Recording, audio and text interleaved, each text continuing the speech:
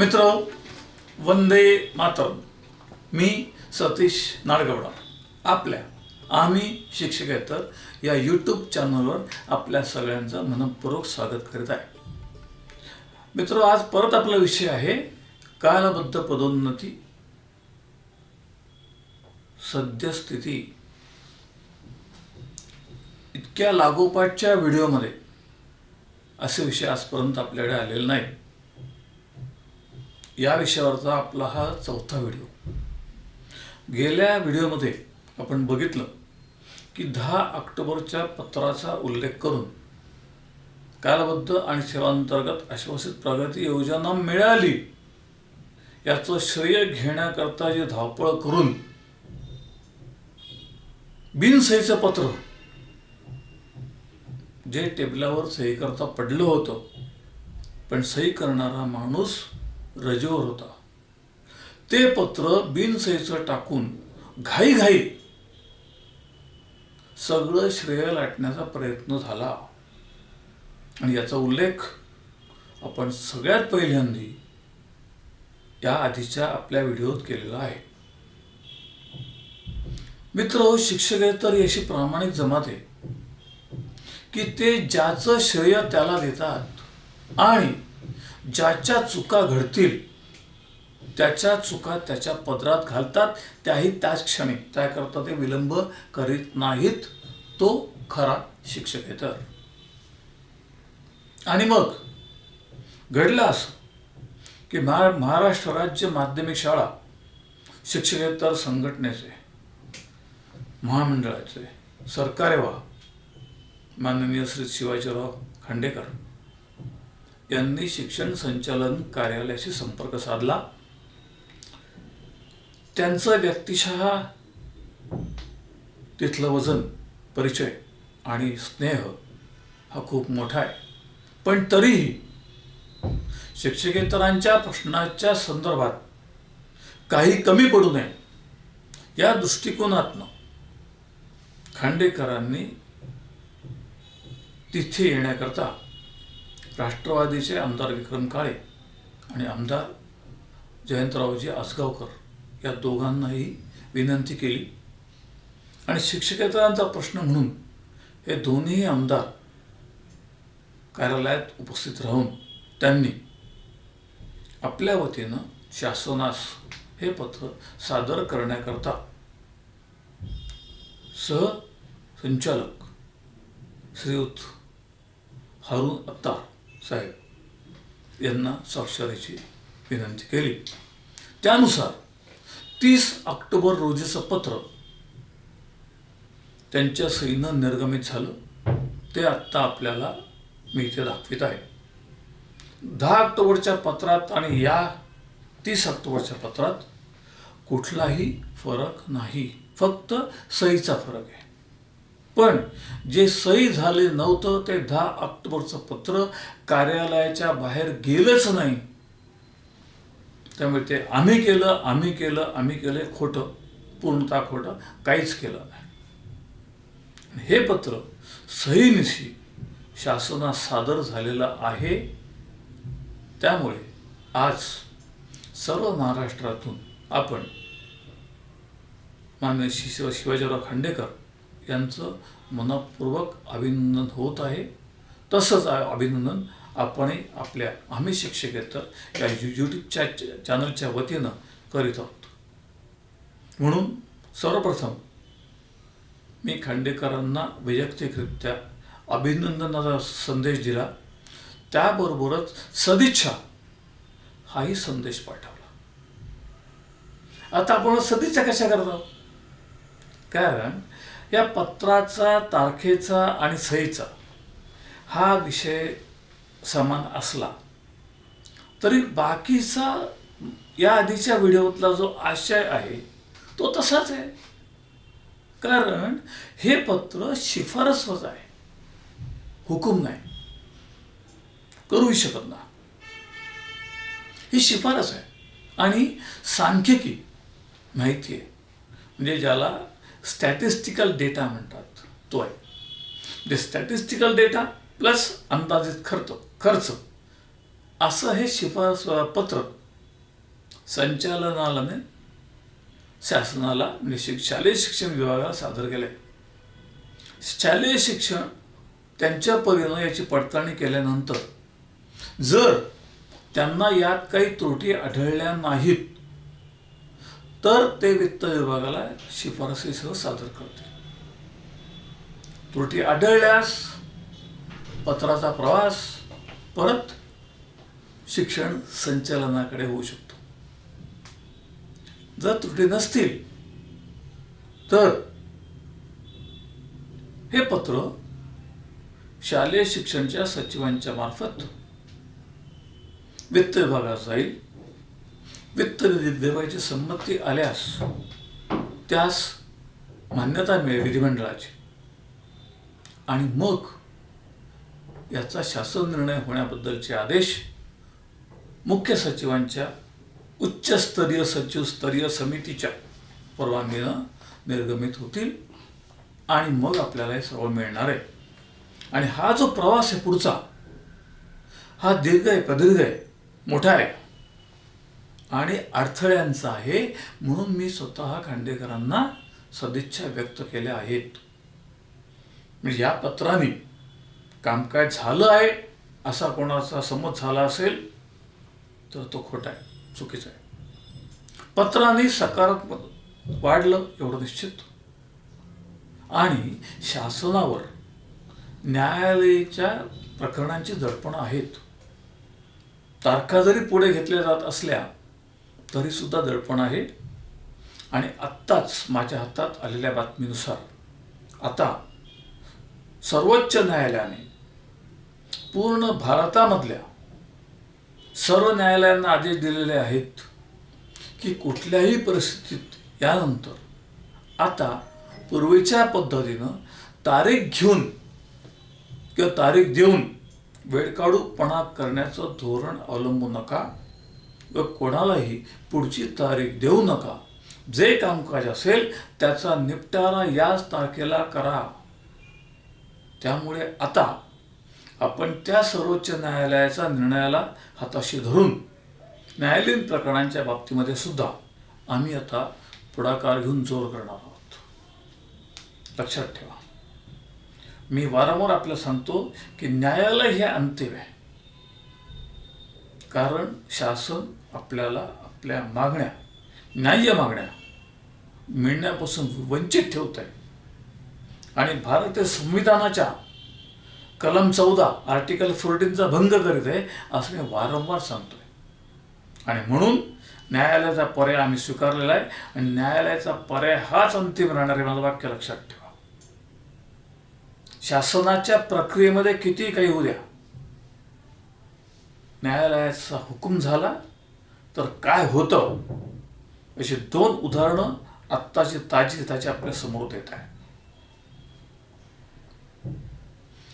नाशिकमधल्या एका शाळेच्या HSC DED शिक्षकाला BA BEd वेतन श्रेणी मिळण्यापासून संस्थेनं वंचित ठेवलं, ठरावच केले नाहीत. इथे संस्थेच्या ठरावाचा प्रश्न येत नाही. कालबद्ध किंवा वरिष्ठ श्रेणीचा प्रस्ताव हा शालेय स्तरावर मुख्याध्यापकाच्या अधीन आहे, शाळा समितीच्या अधीन आहे. शाळा समितीचं कार्य आणि संस्थेचं व्यवस्थापन समितीचं कार्य हे सर्वस्वी भिन्न आहे. या दोन्ही गोष्टींचा आपसात काही संबंध नाही. आपण याच्या मागे व्हिडिओ केलेला आहे. यानंतर स्वतंत्र व्हिडिओ आपण करणार आहोत. म्हणजे आपण आपल्यात जागरूकता आली पाहिजे म्हणून.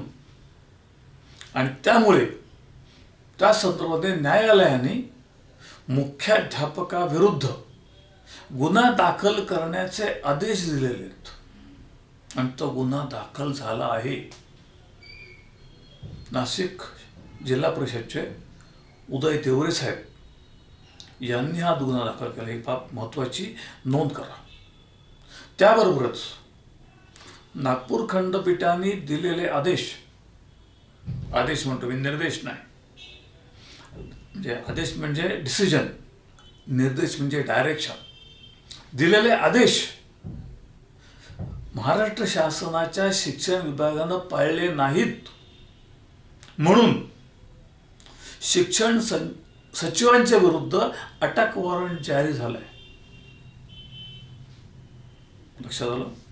त्यामुळे सगळीकडे खडबडून जाग होऊन कामकाज युद्धस्तरावर सुरू झालंय.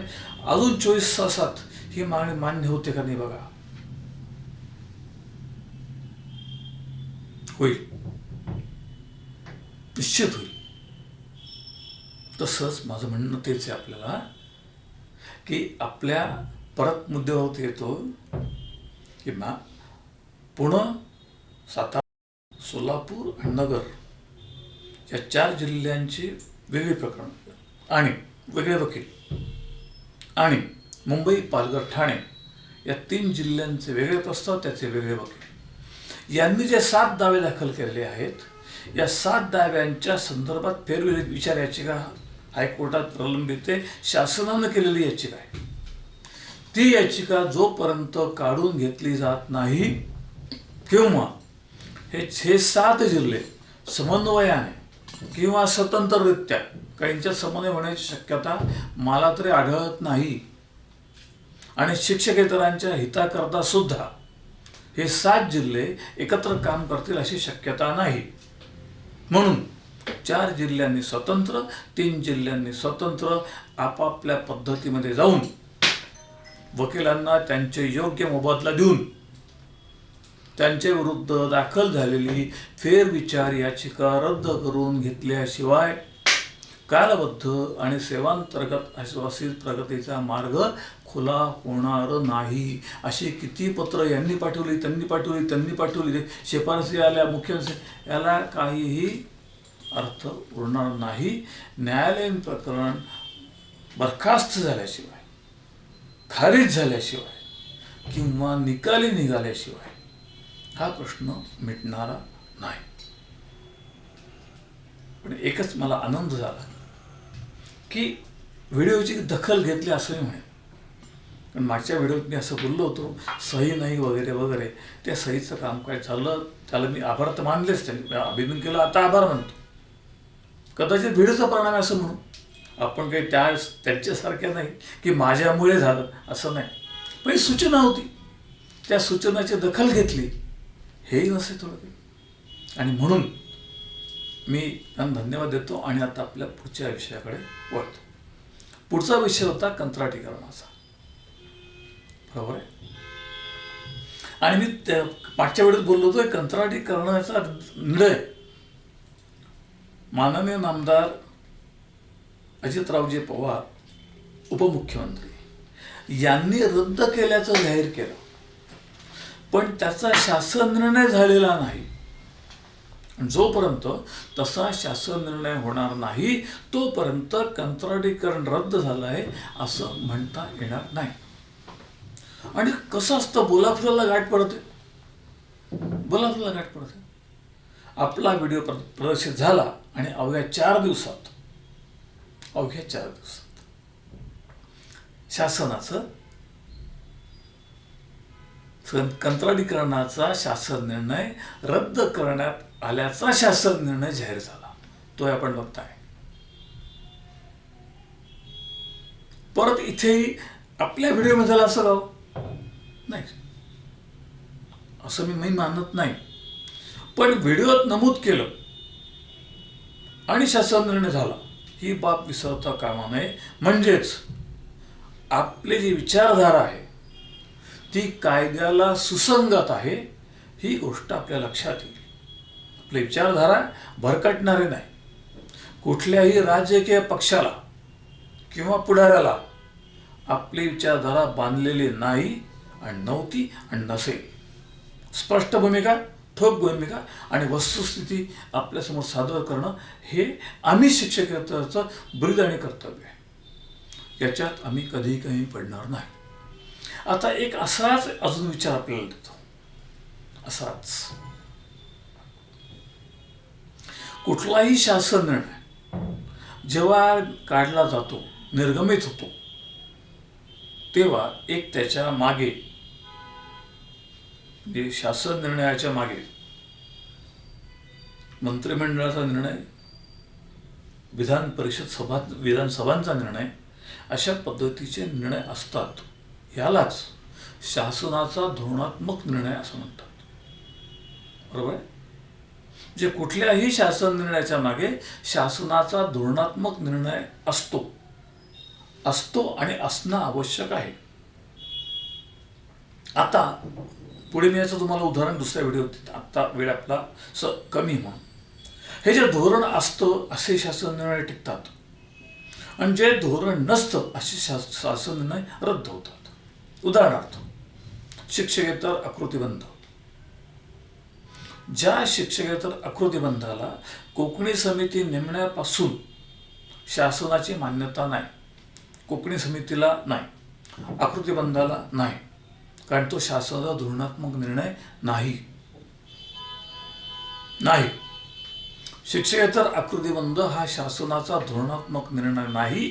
ही बाब आम्ही तिन्ही वेळेला आणि आत्ता 28 जानेवारी 19ला नामदार उच्च न्यायालयात मांडली आणि त्यांची भूमिका मान्य केली. कारण या कुठल्याही शासन निर्णयाला मंत्रिमंडळाची मान्यता नाही.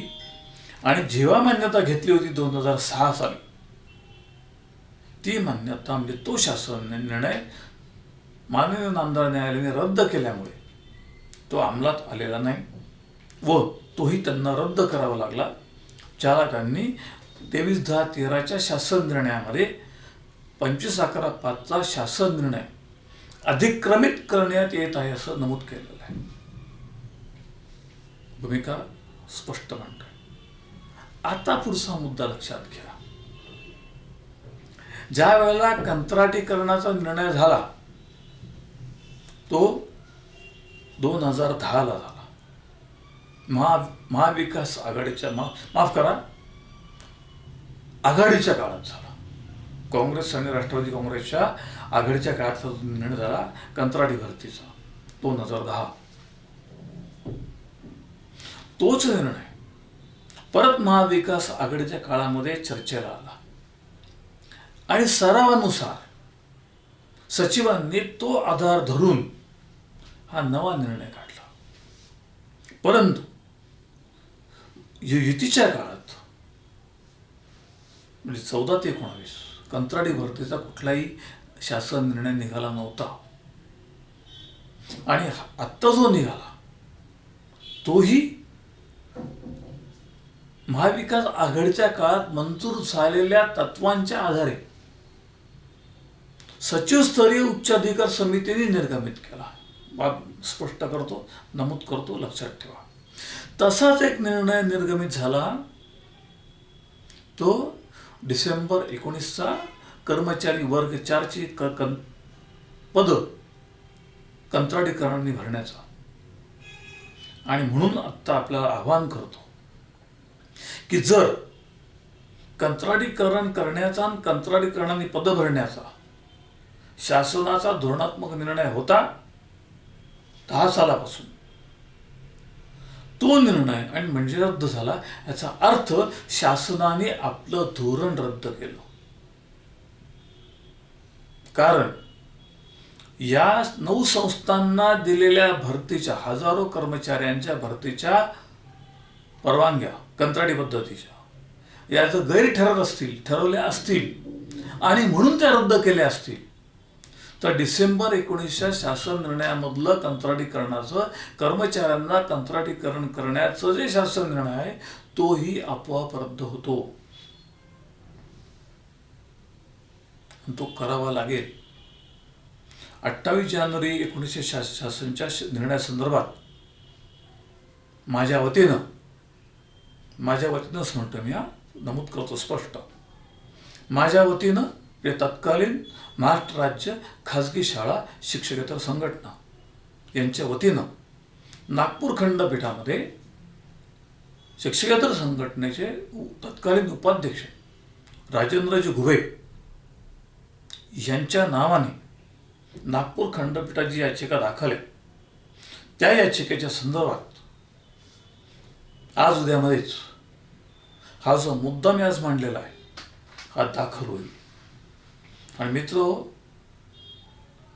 मला विश्वास आहे आणि आपणही त्याकरता मला सदिच्छा व्यक्त कराल की निश्चितपणे माननीय नामदार न्यायालय डिसेंबर 19 शासन निर्णय रद्द करेल,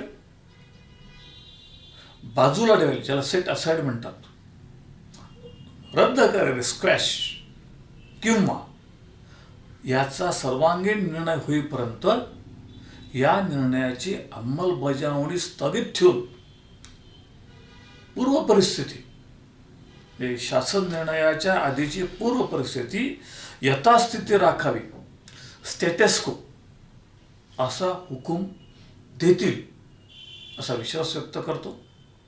आणि जास्तीत जास्त विषयांकरता, पुढील व्हिडिओ करता आपणास विनंती करतो की आपण पुढे या, आपल्या मित्रांमध्ये, संस्थेमध्ये, परिचितांमध्ये, वेगवेगळ्या मंचावर आपला व्हिडिओ प्रसिद्ध करून आपण लाईक, कॉमेंट्स निश्चित करा. आपल्या पाठिंब्यावर आमची प्रगती आणि विकास, आमची पायवाट सुरू आहे. नवीन विषय आपल्या समोर येणार पुढच्या व्हिडिओत. तोपर्यंत रजा घेतो. मी एकटा नाही, माझ्याबरोबर माझे सर्व सहकारी, अभय सातपुते, कुपवाड सांगली, अमोल सोनवणे, रवींद्र गिरी, धामणगाव रेल्वे, परशुराम जिडवरी, कराड, सातारा, आणि ॲडव्होकेट विजय देशपांडे, मुंबई उच्च न्यायालयाचे नागपूर खंडपीठ, नागपूर. माझे तंत्रस्नेही संजय हंडोरे, अवी आणि प्रवीण पोरजे यांच्यासह मी आपली रजा घेतो. नमस्कार.